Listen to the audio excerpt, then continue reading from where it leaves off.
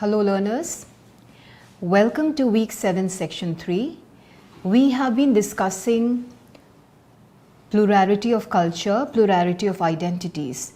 Today we are going to discuss the challenges of living in a culturally pluralistic society. Our country India is a plural society. When we say plural society, we see that there are various people from various religious backgrounds, cultural backgrounds, having different food, way of life, eating different cuisine. In spite of all these plural features, in spite of people from all these different backgrounds having different religions, speaking different languages, eating different cuisine and having different ways of life, we are going to see the bottom line out here. A country like India is still very united in spite of these cultural plural features. However, at the same time, we are going to discuss the challenges of living in a culturally pluralistic society, because with so many people with different lifestyles, different religions, speaking different languages, at times there are challenges of living in a country like India, which is so huge and which is so culturally diverse. So let us discuss how or what are the challenges of living in a culturally pluralistic society. According to Nussbaum, in The Clash Between Democracy, Religious Violence and India's Future, conflict between cultures are in reality a clash between people who are prepared to live with others who are different and those who seek the protection of homogeneity.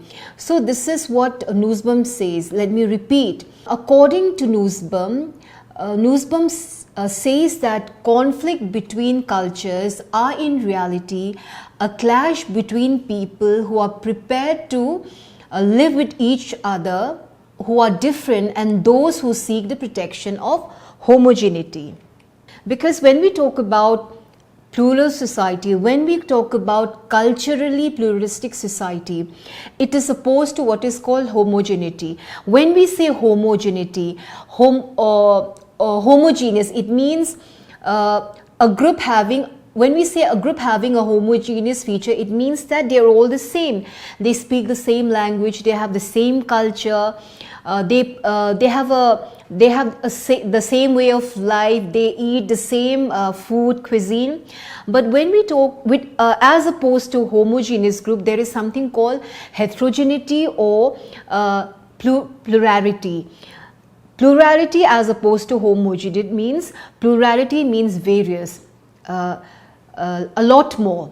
So when we talk about culture groups, culture is a way of life. Culture is material as well as non-material culture. I remember I have discussed it in section 1 and section 2. If I have not discussed, then let me repeat again. When we talk about culture, culture is material and non-material culture. Material culture would be the roads, the bridges, the buildings, the architectural wonders that you see with your own eyes. And on the other hand, when we talk about non-material culture consists of ideas, beliefs, knowledge which are passed on from generation to generation. When we talk about cultural groups may differ, but they have to be given their due recognition in society. Guha insists that the differences that have kept India together are many. And when we talk about these features, when we talk about these different cultural groups, yes, there have been times when there have been differences. There have been times when cultural groups cannot exist in the same society or in the same place, in the same region. However, in spite of that, we have the concept of unity in diversity still maintained in India today, and Guha insisted that the forces that have kept India together are many, and individuals, institutions have helped transcend the divisiveness of class and culture and have nullified the predictions that India would not stay united and not stay democratic. So when we talk about forces that have kept India together are the ideas of secularism, the very fact that India is a secular country, the constitution of India which provides fundamental rights, equality irrespective of caste, creed, religion, gender. So there have been a lot of prediction that India would not remain united because there are so many culturally diverse groups. The groups which are so different from each other, the features which are different from each other, like people from the northeast, like I come from the northeast, I look different from people from the north or from the south, or people from the north are so different when they speak the language which is so different from south. However, in spite of all this, in spite of the predictions that India would not stay united and not stay democratic, we see that India still today is the largest democracy in the world. It has maintained what is called unity in diversity. Yes, there has been time when there has been communal tensions, there have been violence because of, between religious groups, different religious groups. However, we have still been able to have this harmony with each other. India is still united. Another challenge before India is that of globalization. There is a lot more interaction and different culture. You have a contact with different culture because of globalization. Will India be able to retain the cultural pluralism against the onslaught of globalization? This is a question that each of us have to ask. And we are still asking, because the richness of Indian cuisine, music, dance and crafts are appreciated across the globe. It is the more subtle aspects of Indian customs and traditions that are being challenged. So when we talk about globalization, what is the challenge that globalization posed to India's culture and traditions? When we talk about globalization, globalization means we are in fact affected by what is going around us. We are adapting or adopting certain cultures which are from the west or from the east. And the question that we have to ask, and we have been asking, is the Indian custom and traditions being challenged or threatened by this globalization?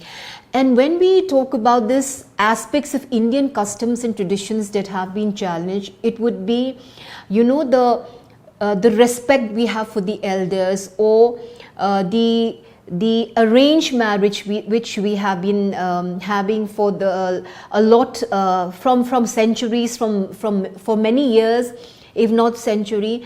When we talk about the marriage system, when we talk about this concept of respecting the elder, there are certain changes which we have seen come because of globalization. A lot of people now prefer love marriage. A lot of people now, do not have that respect that they used to have to the elder population, to the elders. So this is the subtle aspects of Indian customs and traditions that are being challenged, and also in terms of rituals, religious ceremonies, the customs. there are certain aspects of customs where a lot of young generation today do not believe in this customs. They do not want to follow this custom, saying that it is a very age-old practice, and it is not modern, and it is not up to date. So all these subtle aspects of Indian customs and traditions are being challenged and being threatened. Traditions are being questioned, which is to some aspect is good, for it encourage students to explore and understand the deeper meaning of custom and traditions, like why should we respect our elders? Should elder be respected just because they are old? So when we talk about cultures and traditions being threatened, then yes, at times it is good, where we where we challenge this age-old customs and traditions, the tradition of respecting the elders, the tradition of following certain customs, the preferred custom of arranged marriage. Why should I go for arranged marriage? Why should I get married to someone that I don't really know, just because my parents have fixed my marriage for me? So when we question these traditions, yes, to some extent it is good to explore the customs, the traditions, the ideas, the deeper meaning behind these traditions. However, there are certain traditions like where superstitions, where you should not believe in what is called superstitions. You should not believe in black magic. These are certain aspects of traditions that you can question, and you can live without. Then of course it is always advisable to allow the student to ask such questions, and then guide the student to arrive at her own decision based on what he or she values. Therefore, in lesson plans, time for such explanatory activities should be organized. For example, the question of why should we respect our elders? Why should we follow the tradition of respect to the elders? Students should be explained, should be told that the elders are an asset to our society. The knowledge, the wisdom that they have is priceless. These wisdom and knowledge can be passed on to the next generation, and our elders, our grandparents, our parents who are aging, who are getting old, are the ones who are taking care of us, and it is because of them that we are here today. And this very aspect of our parents or our grandparents who took care of us and who nurtured us to become what we are today is the value, is the lesson which we have to inculcate in the young generation. When we talk about globalization, when we talk about influence of global culture, we have fashion, dress, food, films, music, which are having a global impact across the world. Just as Hollywood films have an impact, and also Bollywood films are also having a huge impact on the way we dress, the way we talk, the way we speak. However, one has to be very cautious of how we follow these impact of global culture, especially films, because we have to know that there are certain aspects in these films, that is Hollywood and Bollywood films, there are certain aspects which we cannot blindly follow, which we have to be very cautious about. For example, certain films will depict a superhero trying to fly, a superhero having super strength. So if children copy these superhero antics blindly, without any proper safety measures, then they can get themselves hurt. and also when it comes to fashion, when it comes to dress, you should copy these, looking at what your economic structure is.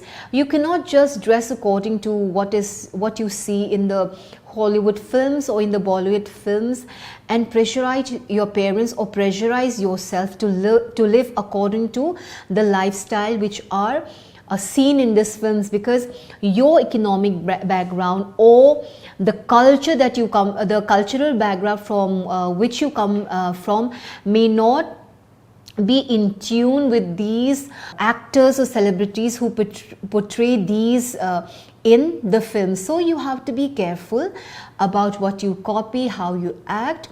Consequently, we retain our cultural plurality, and at the same time we do follow certain global patterns of consumption, and in balancing these lies the challenges as we retain our cultural identity despite the impact of globalization. So when we talk about influence of global culture in films or in food or in dress and so on, we do follow certain aspects because of the impact of global culture. However, we also have to balance the identity, the cultural identity that we have.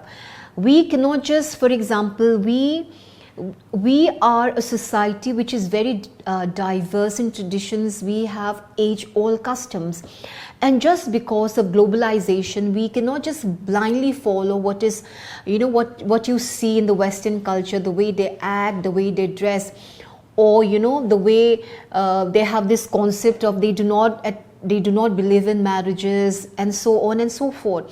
There are certain aspects that, yes, Western culture is very good in so many ways, but we have to maintain this cultural identity where we have age-old customs, where we so many cultural identity which makes us Indians.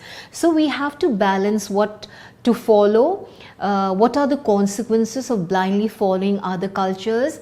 We have to maintain a unique cultural identity.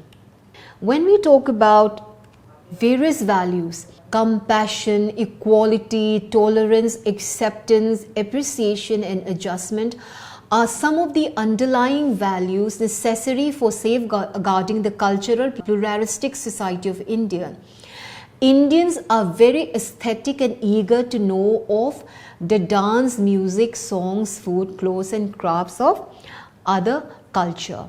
Formal or informal gatherings are usually incomplete without a cultural program. So these are our age-old customs, our age-old traditions, where formal or informal gatherings has music, it has cultural program, and also a lot of people participating in these festivals, in these marriage ceremonies.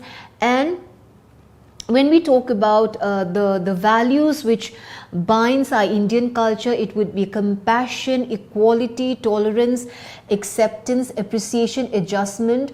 And these are the values which we have to follow in spite of a lot of influence, a lot of impact of globalization. These are the values which we should inculcate in the future generation, because India, like I said in the beginning, is a diverse country with so many diverse cultural groups, and we have these beautiful traditions of observing festival, marriage ceremonies, where huge huge dance programs, or a lot of food, a lot of fun and frolic is there in our festival. So these traditions of social gatherings where people come together irrespective of their caste, religion, creed should be respected and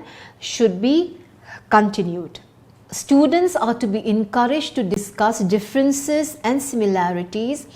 What are the cultures which are to be preserved and why, and also they should be told what are the values underlying cultural pluralism, and there should be certain activities in the schools, in colleges, where students from different cultural groups should come together and should be encouraged to discuss the differences, what are the similarities, what are the unique features of their own culture. So when we talk about today's lesson, yes, there are challenges in a culturally pluralistic society like India because of globalization, because of westernization, and with so much of technology coming in. However, there are certain aspects of our culture which has to be protected, which has to be preserved, which has to be passed on to the younger generation, and the younger generation should also be made to preserve this culture of unity in diversity. So with this particular class and lecture, I have completed week 7, where we discuss culture, plural identities, and the challenges of living in a pluralistic society. Thank you so much.